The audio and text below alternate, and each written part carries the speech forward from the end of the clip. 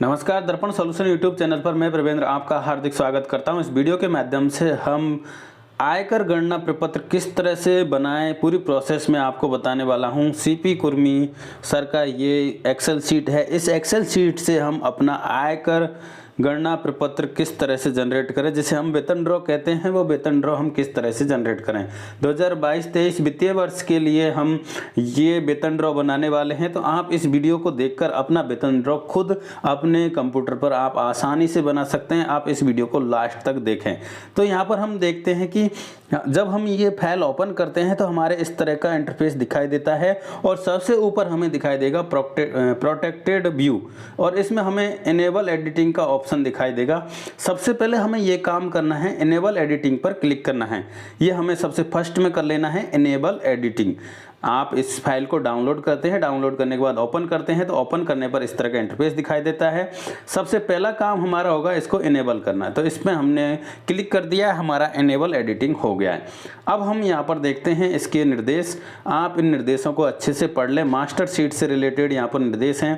आपको जितने कार्मिकों का आयकर गणना करनी है, सर्वप्रथम उतनी वर्कबुक को उनके नाम से सेव एज पर क्लिक करके कर लें, यानी कि कॉपी कर लें। कॉपी करके अलग अलग कैंडिडेट की अलग अलग नाम से यहाँ पर हम वर्कबुक तैयार कर लें। ये पहला काम करना होगा। अगर आपके हिंदी फॉन्ट नहीं है तो यहाँ पर जो हिंदी फॉन्ट दे रखे हैं उन फॉन्टों को आप अपने कंप्यूटर में डाउनलोड कर लें। मास्टर शीट में सभी पीले सेल जो दिए गए हैं उनकी पूर्ति जरूर करें। उसके बाद में हम GA 55A जो शीट है हमारी, उसमें अपने जो अगर किसी कैंडिडेट के कॉपी पेस्ट किया है तो आप फ्रेश शीट को काम में लें, ये चीज़ ध्यान रखें। GA 55 शीट में अदर अलाउंस, अदर डिडक्शन के सेल अनलॉक हैं, उनका नाम परिवर्तित किया जा सकता है। अगर आप कोई और अदर डिडक्शन कराते हैं तो वहाँ से नाम चेंज किया जा सकता है। DA एरियर में PL एरियर भी जोड़ा गया है। बोनस के नीचे रो हेडिंग सेल अनलॉक है, इनका नाम परिवर्तित किया जा सकता है अगर आपको ज़रूरत है तो। बाकी ये चीज़ों की ज़रूरत नहीं पड़ती है, हम यहाँ पर कर लेते हैं। पे मैनेजर से GA 55 निकाल कर आप अपनी gross salary, total deduction, net payment का मिलान अवश्य कर लें। अंतर होने पर मैनुअल डाटा में हम बदल सकते हैं।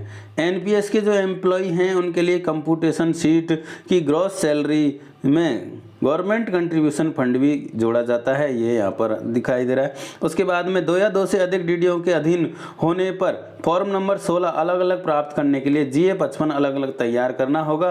इसके लिए हम GA 55 में आवश्यक पूर्ति करते हुए शेष रो को खाली छोड़ देंगे और अदर डिडक्शन शीट में स्टैंडर्ड डिडक्शन 0 या 50,000 हम सेलेक्ट कर सकते हैं। हम 2 जगह का बना रहे हैं तो एक में ऑटोमेटिकली 50,000 आ जाएगा, तो दूसरी शीट में हम ऑटोमेटिक उसको 0 कर देंगे। 2 जगह 50,000 की छूट हमें नहीं लेनी है, सिर्फ एक जगह ही छूट लेनी है। तो इस तरह से हम देख सकते हैं। अदर डिडक्शन शीट है, इस शीट में वेतन के अतिरिक्त आय, विभिन्न कटौतियां, विभिन्न जमा राशि, छूट, वेतन के अलावा काटा गया आयकर आदि विवरण यहाँ से हम अपडेट करेंगे। ये चीज़ हमें ध्यान रखना है। और उसके बाद में हमारा कंप्यूटेशन शीट है जो ओल्ड और न्यू वाली है, उसमें इस शीट में GA 55A तथा अदर डिडक्शन का डाटा स्वतः आएगा। यहाँ पर हमें कुछ एडिटिंग नहीं करनी है। इस शीट में आपको एडिट की अनुमति भी नहीं है। जो भी परिवर्तन करना है GA 55A तथा अदर डिडक्शन शीट में ही करना है। NPS एम्प्लॉय के लिए सकल आय, गवर्नमेंट कंट्रीब्यूशन पेंशन फंड की राशि जोड़ी गई है, तो ये चीज़ हम ध्यान रखेंगे। अभी ज़्यादातर शिक्षा विभाग के कर्मचारी जो हमारे हैं वो GPF में आ गए हैं। ओल्ड पेंशन ख़त्म हो चुका है तो न्यू पेंशन ख़त्म हो चुका है, तो इस तरह की स्थिति हमारे नहीं बनेगी। उसके बाद अगला जो ऑप्शन है यहाँ पर प्रिंट का ऑप्शन, हम इसमें GA 55A और टैक्स शीट जो हमारी है, ये 2 चीज़ हमें प्रिंट करनी होंगी जब हम अपने DDO को जमा कराएंगे।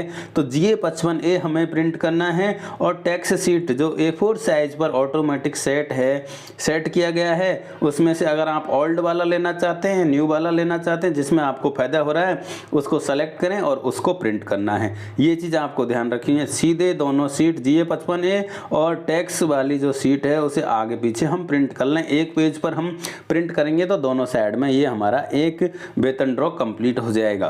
तो अब हम चलते हैं मास्टर शीट पर। हमारे यहाँ पर ये मास्टर डाटा दिखाई दे रहा है, सभी पीले सेल हमें भरने हैं। सबसे पहले कार्यालय का नाम हमें सही भरना है, हमारे कार्यालय का नाम हम यहाँ पर भरेंगे। यहाँ पर पहले से ही भरा हुआ दिखाई दे रहा है, उसको हम एडिट कर लेंगे। एडिट का ऑप्शन है, अपना खुद का कार्यालय का नाम हम यहाँ पर भरेंगे। तो यहाँ पर हमने अपने कार्यालय का नाम भर दिया है, कोष्टक में जिले का नाम हम भर देंगे। तो इस तरह से आप भी अपनी एंट्री कर लें और अपना मास्टर डाटा यहाँ से आप भर लें। तो मास्टर डाटा में आपको अपना सारा डिटेल सही भरना है। इसके बाद में कार्यालय का TAN नंबर हमें यहाँ भरना है। उसके बाद में आपको सामने दिखाई देगा DDO का नाम, आपके कार्यालय का TAN नंबर आप यहाँ पर भर लें, आपके GA55 में मिल जाएगा। और उसके बाद में आपके DDO का नाम आप यहाँ पर भर लें। इसके बाद में कार्मिक का खुद का नाम हमें भरना है। कार्मिक का नाम ऑप्शन है, इसमें हमें कार्मिक का खुद का नाम भरना है। जिनका हम वेतन ड्रॉ बना रहे हैं उन कार्मिक का नाम यहाँ पर हमें लिखना है। तो हमने यहाँ पर अपना नाम लिख दिया। सामने पोस्ट है, जो भी पोस्ट पर आप कार्यरत है उस पोस्ट को यहाँ पर भरना है। तो इस तरह से हमें एक एक स्टेप पर कार्य करते हुए आगे चलना है। तो कार्मिक का नाम भर दिया है। नेक्स्ट स्टेप है यहाँ पर पोस्ट, किस पोस्ट पर हम जो कार्मिक का वेतन ड्रॉ बना रहे हैं वो पद स्थापित है, तो उस पोस्ट का नाम हमें यहाँ पर लिखना है। तो हमने यहाँ पर पोस्ट का नाम लिख दिया। अब हम पे लेवल सेलेक्ट करेंगे, हम किस लेवल पर आते हैं। 10 है, 12 है, 11 है, 13 है, जो भी हमारा है हम यहाँ पर 11 सेलेक्ट कर लेते हैं। और उसके बाद में हमारा सेवा का नाम या कैडर जो है वो सेलेक्ट करना है। स्टेट सर्विस में है तो स्टेट सर्विस सेलेक्ट करेंगे, सबऑर्डिनेट है तो सबऑर्डिनेट सेलेक्ट करते हुए आगे चलेंगे। इसी तरह से कार्मिक का पैन नंबर हमें भरना है। यहाँ पर कार्मिक का पैन नंबर आप भरेंगे। आप कार्मिक का पैन नंबर इस तरह से यहाँ पर फिल कर सकते हैं। अपना पैन नंबर यहाँ पर भरते हुए आगे हम चलेंगे। बैंक खाता संख्या, तो कार्मिक का बैंक खाता संख्या हमें यहाँ पर भरना है। हम यहाँ पर चेक कर लें हमारा बैंक खाता संख्या सही है, पैन नंबर सही है, सारी डिटेल हमारे रिकॉर्ड से मैच होनी चाहिए। उसके बाद हमारा SI का नंबर, SI पॉलिसी का जो हमारा नंबर है वो हम यहाँ पर फिल कर देंगे। उसके बाद में आपका GPF नंबर है तो GPF नंबर भरेंगे। अगर प्राण नंबर है तो प्राण नंबर यहाँ पर भरेंगे। हमारी SI की जो मासिक कटौती हो रही है वो कितनी हो रही है, 3000 हो रही है, 5000 हो रही है, 7000 हो रही है, जो भी आप कटौती करवा रहे हैं उसकी एंट्री करेंगे। उसके बाद में हमारे मोबाइल नंबर हम यहाँ पर भरेंगे। मोबाइल नंबर भरने के बाद में अगली जो स्टेप होगी, मार्च 22 का मूल वेतन, जो मार्च 2022 था उसमें आपका मूल वेतन कितना था उसकी एंट्री हम यहाँ पर करेंगे। इसके बाद अगली जो ऑप्शन है, क्या आपको बोनस मिला, सॉरी यहाँ पर हम देख रहे हैं इसमें HRA का है, सॉरी यहाँ पर HRA हमारा कितना है, 9% हमारा HRA है। अगर आपके 18% लागू है तो आप 18 सेलेक्ट करेंगे। और उसके बाद में आप गवर्नमेंट जो NPS एम्प्लॉई हैं तो अगर हैं तो यस करेंगे और नहीं है तो नो करके आगे चलेंगे। अब यहाँ बोनस का ऑप्शन है, अगर मिला है तो यस करेंगे और बोनस नहीं मिला है तो नो करेंगे। इस तरह से हम यहाँ पर अपनी स्टेप बाय स्टेप काम करेंगे। अगला हमारा समर्पित अवकाश, अगर हमने समर्पित अवकाश लिया है तो यस करेंगे, 2022-23 में लिया है तो यस करेंगे, और अगर नहीं लिया है तो हम यहाँ नो करेंगे।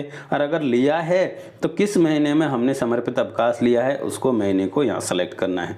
अगली स्टेप है LIC की प्रीमियम, जो हमारी सैलरी से कोई LIC कटती है उसकी राशि हम यहाँ भरेंगे। उसके बाद में समूह दुर्घटना बीमा का प्रीमियम, अगर आपने 350 वाला लिया है तो यहाँ पर आपको 0 सेलेक्ट करना है, 750 वाला है तो आप 350 सेलेक्ट करेंगे। इस तरह से 1400 है तो 1050 सेलेक्ट करेंगे, और अगर 2100 वाला लिया है तो यहाँ पर 1750 जो भी हमारा यहाँ पर हमने लिया है वो यहाँ पर हम भर देंगे। तो इस तरह से अगली जो स्टेप है हमारी, अगर आप PD हेड से वेतन ले रहे हैं तो यस करेंगे, PD हेड नहीं है तो नो करेंगे। हितकारी निधि कटौती करनी है यस करेंगे, और आगे जो हमारी है अगर आप 60 से 80 के बीच में आते हैं तो यस करेंगे, अन्यथा यहाँ पर नो रहेगा। और शहरी क्षतिपूर्ति भत्ता CC अगर आपको मिलता है तो आप उसको सेलेक्ट कर सकते हैं, नहीं मिलता है तो नॉट एप्लीकेबल यहाँ पर सेलेक्ट करें। इस तरह से हम अपनी जो मास्टर डाटा है उसको कंप्लीट कर चुके हैं। अब हम चल रहे हैं अदर डिडक्शन। तो ये हमारा अदर डिडक्शन का ऑप्शन खुल चुका है। हमने अदर डिडक्शन पर क्लिक किया है। यहाँ मकान किराया भत्ता जो भी छूट लेनी है वो राशि हमें यहाँ पर लिखनी है और इसके आधार पर हमें कितनी राशि की रसीद बनानी है वो हमें राइट हैंड साइड में सबसे नीचे की तरफ इधर मिल जाएगी। मकान किराया भत्ता में छूट के लिए रसीद की जो आवश्यकता है वो इधर मिल जाएगी। उसके बाद में आपकी गृह संपत्ति पर प्राप्त किराया या आय वो जो हम यहाँ लिख देंगे। उसके बाद में अगर आपने गृह कर दिया है तो वो कितना है वो यहाँ पर लिख देंगे। अगर हमारा गृह ऋण जो मूलधन है वो अगर हमने यहाँ पर लोन ले रखा है होम लोन वगैरह तो उसकी डिटेल भी हम यहाँ पर भर देंगे। तो आप इस तरह से जो आपके लागू होता है उसे भर दें और जो लागू नहीं होता वहाँ खाली रहने दें, जीरो रहने दें। इसी तरह से अगर जीवन बीमा की कोई पॉलिसी है वो आप वेतन से नहीं कटाते हैं, अलग से लेते हैं तो उसकी एंट्री भी यहाँ कर दें। उसके बाद में PLI की एंट्री कर दें, ट्यूशन फीस की एंट्री हम यहाँ पर करेंगे। तो इस तरह से आप कि जो राशि आप दे रहे हैं या जो आप पर लागू होता है उसकी एंट्री आप यहाँ पर अदर डिडक्शन के अंदर करेंगे। अगर आपने PPF में राशि जमा करवाई है तो PPF की राशि यहाँ पर भर दें। अगर आपने सुकन्या समृद्धि में जमा करवाई है तो सुकन्या समृद्धि की राशि यहाँ पर भर दें। तो ये सारे डिडक्शन हम अदर डिडक्शन के अंदर फिल करेंगे। ये चीज़ हमें ध्यान रखना है। तो हमने मास्टर डाटा में डाटा भर लिया, उसके बाद हम अदर डिडक्शन के अंदर ये सारा डाटा भर रहे हैं। आप देख लीजिए यहाँ पर बहुत सारे ऑप्शन हैं। इन सभी ऑप्शनों को आपको चेक करना है आपके किस किस डिडक्शन के अंदर राशि जमा की है आपने। आपका बचत खाते का जो ब्याज है वो कितना रहा साल भर का, उसको हम यहाँ पर देख लेंगे। FD वगैरह से आपके अगर कोई इनकम हुई है तो वो भी हम यहाँ पर लिखेंगे। जो भी हमारे लागू होता है वो सारी चीज़ें हम यहाँ पर देखेंगे और जो जीरो आ रहा है वहाँ जीरो पर हम क्लिक करेंगे और अपनी राशि यहाँ पर हम भरेंगे। तो इस तरह से जब हम सारी एंट्री कर चुके होंगे तो हमारे यहाँ पर इनकम टैक्स रिफंडेबल हमें दिखाएगा और उसके अंदर टोटल रिबेट हमें दिखाएगा कि हमारे कितने रिबेट है और इन रिबेटेबल जो हमारा है वो अमाउंट भी यहाँ पर दिखाई देगा। अब हम चलते हैं, अगला जो ऑप्शन हमारा होगा वो होगा GA 55। इस तरह से ये तो हमारा लास्ट में जो कंक्लूजन निकलेगा वो होगा। उससे पहले हम GA 55A को कंप्लीट करते हैं। तो हमने मास्टर डाटा कंप्लीट कर लिया, अदर डिडक्शन कंप्लीट कर लिया। अब हम GA 55A को कंप्लीट कर रहे हैं। इसमें हम अपनी बेसिक, सबसे पहला काम है बेसिक पे को मिला लेंगे। बेसिक पे हम चेक कर लें हमारे GA 55 से मिलती है। उसके बाद हमारा DA चेक कर लें, HRA चेक करेंगे और HRA चेक करने के बाद हमें ग्रॉस सैलरी दिखाई देगी, रेड कलर में यहाँ पर दिख रही है। इसको मिलान कर लेना है। अब हम मंथली GPF हमारी कितनी कटौती हुई उसको चेक करेंगे। अगर कटौती नहीं हुई तो इस तरह से डिलीट कर देंगे और अगर कटौती ज़्यादा हुई है तो उसकी अमाउंट यहाँ पर सही भरकर आगे चलेंगे। तो इस तरह से हम मंथ वाइज हमारी GPF की जो राशि है उसे GA 55 से मिलाते हुए एंट्री करेंगे। इसी तरह से हमारी SI की जो कटौती हो रही है उनका मिलान करेंगे। RGHS की हमारी जो कटौती अगर हुई है तो मार्च अप्रैल में नहीं हुई है अगर आपकी तो आप हटा सकते हैं, हुई है तो वहाँ पर सही राशि भरते हुए आगे चलेंगे। इसी तरह से LIC आपकी मंथ वाइज दिख जाएगी और आपका इनकम टैक्स भी यहाँ पर दिख जाएगा। अगर इनकम टैक्स आपका कम कट रहा है, मंथ वाइज अलग अलग कट रहा है तो आप इसे अपडेट कर लें, अलग अलग अपडेट कर दें और उसके बाद में हम अगली स्टेप पर चलेंगे टोटल डिडक्शन। तो हम अपना GA 55 में जो टोटल डिडक्शन है उसको मिला लें। अब इसके बाद में सरेंडर की राशि हमें यहाँ पर दिखाई दे रहा है और इसमें अगर आपने नहीं लिया है समर्पित अवकाश तो आप यहाँ पर नो कर दें। जैसे हम यहाँ नो करेंगे हमारा ऑटोमेटिक GA 55A के अंदर वो अमाउंट हट जाएगा। अगर आप वहाँ यस करते हैं तो यहाँ ऑटोमेटिक आपका अमाउंट आ जाएगा। इस तरह से हम बोनस के भी, अगर हमारा बोनस लिया है तो यस करते ही हमारे यहाँ बोनस शो हो जाएगा और वहाँ पर मास्टर में नो करेंगे तो यहाँ बोनस भी हमारा हट जाएगा। तो इस तरह से हमने ये पूरी प्रोसेस कर ली है। अब हमारा GA 55A, अदर डिडक्शन और मास्टर डाटा ये तीनों कंप्लीट हो चुके हैं। अगर आपको इसमें कोई भी अमाउंट अलग लग रहा है तो आप अपडेट कर लें। उसके बाद हम चलते हैं ओल्ड वाला। पहले हम ओल्ड वाले की न्यू से कंपेयर करेंगे और उसके बाद में हम ये कंफर्म करेंगे कि हमें कौन सा रखना है। तो यहाँ पर हमारा 30,455 रुपये टैक्स बन रहा है और न्यू वाले के अंदर हमारा जो टैक्स बन रहा है 46,693 बन रहा है। तो आप इस तरह से देख सकते हैं कि न्यू वाले के अंदर ज़्यादा टैक्स बन रहा है और ओल्ड वाले स्कीम के अंदर हमारा कम टैक्स बन रहा है। तो हम यहाँ पर ओल्ड स्कीम का लेंगे और ओल्ड स्कीम के हम प्रिंट लेंगे और GA 55 का प्रिंट लेंगे। तो हमारा यहाँ पर ज़्यादा अमाउंट जमा हो रहा है तो आने वाले महीनों में हम उसको कम करके जमा करा सकते हैं और जितना हमारा टैक्स बन रहा है लगभग हम उतना पैसा यहाँ पर जमा कराएंगे। अगर आपको लगता है कि ज़्यादा टैक्स बनेगा तो आप कुछ पैसे ज़्यादा जमा करा सकते हैं, वो इनकम टैक्स रिटर्न के समय आपको रिफंड हो जाएगा। तो हमने यहाँ पर जो हमारा GA55A है उसमें राशि सही कर दी है और 30,455 रुपये की जो हमारा कटौती करनी थी उसके लिए हमने 30,500 रुपये की टैक्स कटौती करवा दी है। अब हमारे माइनस में 45 रुपये दिखा रहा है, इसका मतलब रिफंड हमारे 45 रुपये बनेंगे। जब हम इसको ITR भरेंगे तो वो हमें रिफंड हो जाएंगे। अब आप फाइल ऑप्शन में जाकर प्रिंट कर लें। इस तरह से ये हमारा बिल्कुल A4 साइज पर सही प्रिंट आएगा और यहाँ पर आप इसको एक पेज पर आगे पीछे प्रिंट कर, पहले हमें GA55 प्रिंट करना है और जो हम ओल्ड या न्यू ले रहे हैं उनमें से एक पेज यहाँ से प्रिंट करना है। तो आप देखेंगे ये हमने मिला लिया है सारा। आप एक बार अच्छे से टैली कर लें और टैली करने के बाद में जो भी हम लेना चाहते हैं ओल्ड वाला स्कीम या न्यू वाला स्कीम, तो उसको प्रिंट कर लें और दोनों पेजों को आगे पीछे आप प्रिंट कर लें। एकदम परफेक्ट A4 साइज पर ये प्रिंट निकलेगा, आपको कुछ करने की ज़रूरत नहीं है, प्री सेटेड है। तो हमें GA55A और जो हमारी न्यू या ओल्ड जो भी हम लेना चाहते हैं उसको प्रिंट कर लें। तो ये दोनों आगे पीछे प्रिंट कर लें और 3 कॉपी में इसे प्रिंट कर लें और आप अपने DDO को ये 2 कॉपी में या 3 कॉपी में जितनी में वो मांगे उतनी कॉपी में आप इसको जमा करा दें। तो ये पूरी प्रोसेस थी। हमने इसको PDF में भी सेव कर लिया है। आप चाहे तो आपके लैपटॉप में अगर फैसिलिटी है तो आप इसे PDF में भी सेव कर सकते हैं, जब चाहें आप इसको प्रिंट कर लें। तो हमने यहाँ पर इसको PDF में सेव कर लिया है। आप इसको अपने प्रिंटर पर प्रिंट कर लें और इसकी कॉपी अपने DDO को जमा कराएं। तो इस तरह से पूरी प्रोसेस हमने समझी जिसमें हम वेतन ड्रॉ बना पाए। वेतन ड्रॉ डाउनलोड करने की प्रोसेस भी मैं आपको अभी बताऊँगा कि ये वेतन ड्रॉ की जो एक्सेल फाइल है इसको हम कैसे डाउनलोड कर सकते हैं। पूरी प्रोसेस आपने समझी जिसमें आप स्वयं अपने वेतन ड्रॉ अपने साथियों के वेतन ड्रॉ बना पाएंगे। लगभग 5-7 मिनट या 10 मिनट का अधिकतम टाइम लगेगा अगर आप पहली बार बना रहे हैं, और अगर आप डाटा सही भरते हैं तो बहुत जल्दी ये वेतन ड्रॉ आपका बन जाएगा। अपने लैपटॉप कंप्यूटर पर आसानी से आप ये वेतन ड्रॉ बना पाएंगे और इस तरह से आप जब भी चाहें अपना वेतन ड्रॉ बना पाएंगे।